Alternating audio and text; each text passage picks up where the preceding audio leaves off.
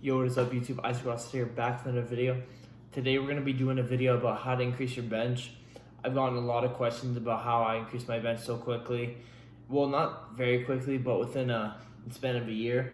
If you guys didn't already know, I went from a bench from 135 to 225, which is pretty good for someone that only has been training. Right now, I've only been training for 11 months. The following month is going to be exactly a year. I started on March 6th. That's the official date that I started working out. March 6th.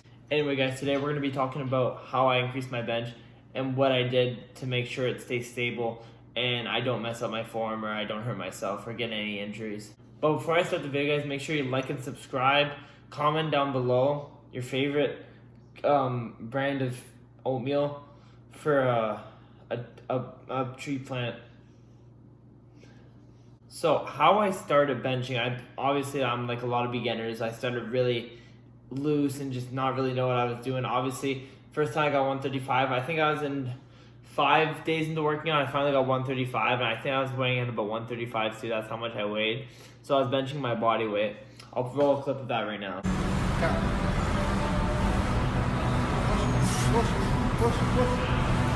So yeah guys, obviously as you guys saw, my form was really horrible.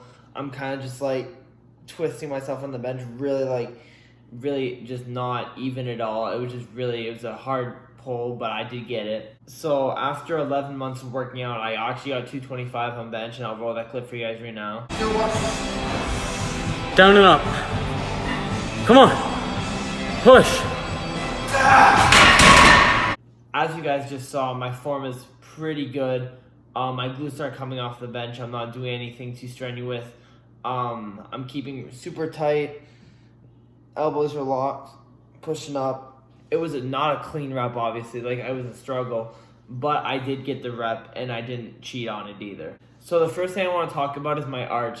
So what a lot of people think about an arch is that it's kind of cheating. And personally, I don't think that. I mean, as long as your glutes are on the bench and you're not using your body weight, then it's not really cheating. That's just what I think. That's my personal opinion.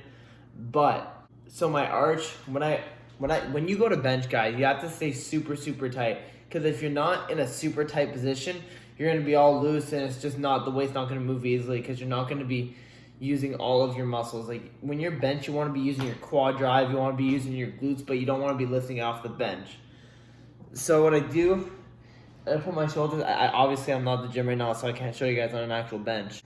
But what I like to do is I like to tuck my shoulder blades super tight together, and I arch my back like this. So when I come down, everything stays tight. It's almost like I'm balancing on my traps. So like, as I'm arching, I'm gonna want my traps is gonna be the first thing to touch, and just all my lower traps. Now a lot of people say they actually like doing flat bench where they don't arch their back at all, and you know what, that works.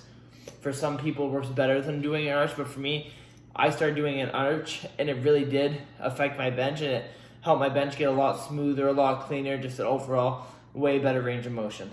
Now guys, and also really important thing that you do if you're wanting to increase your bench is train triceps. I cannot stress this enough. If you're not training your triceps, you're not gonna have a lot of power in your arms, because when you're benching, your triceps are being used a lot.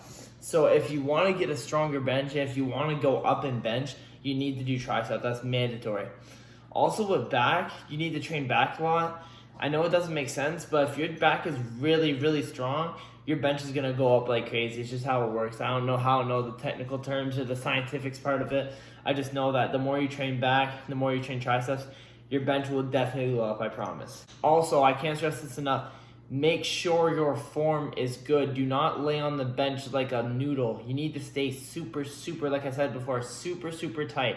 Do not let loose. You almost want to feel like you can't breathe. Like when I bench, I make sure that my arch, if you're about to bench, you need to feel like when you're going into that rep, like when you're about to rep it out, you need to feel like you're you're almost struggling to breathe, but not in a bad way. Like you're just that tight. It's really hard on your lower back to get used to it, but once you start doing it more, it gets easier. But at first, your lower back is going to probably be sore in the next couple days. Also guys, a really good tip for increasing your bench do not breathe a whole bunch in between reps. So when you're benching, don't be going and just be breathing a whole bunch. When you go up, bring it down, but hold your breath on, so go. So when you get that, when you finally lock out, breathe out. See, I see a lot of people with this problem. What they'll do is I know I'm not a professional about bodybuilding. I've only been working out for a year, but from what I've seen, if you're going for a heavy max, or if you're trying to rep out something heavier for 3 or 4, and you go like this, and you go, you're letting all your body's kind of just going like this, and you're letting out all the oxygen. When you have a big lung full of air, and you just go, you stay tighter, you stay just more dense, you're not going to be waddling around a whole bunch. So when you have that big breath of air in your lungs, and when it's finally you get it out, it's like you put pressure on everything, and everything just, it comes up easier. That's what works for me, and it brought my bench up significantly. Also, guys, a lot of people have been asking me if I'm natural, and it's pretty obvious that I'm natural. I mean, I'm not very big. I'm only benching 225. I just turned 17, so it's not a crazy bench. But my goal, by the time I'm 18, I want to be benching at least 275. That's what my goal is, at least 275 by the time I'm 18. So that gives me a year. So if I can go up to 25 right now, so if I can go up like,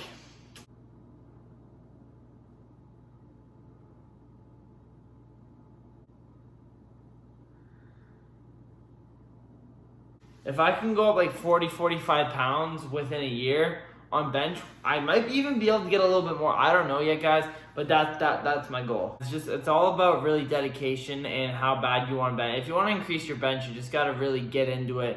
You have to eat a lot of food. For me, if I eat a lot of food, get a good nut. For me, guys, if I eat a lot of food right before I work out and have some pre-workout, oh my gosh, I'll usually hit my PR because I have all the energy and stuff like that. Also, guys, a very high key point when it comes to going for your max of bench, even with squat or deadlift, make sure you get enough sleep. Because if you're not getting enough sleep, you're not letting your body recover and you're not giving your body energy. So if you're trying to hit a PR and you're not going running off of 2-3 hours of sleep, you're probably not going to hit that PR because you're too tired.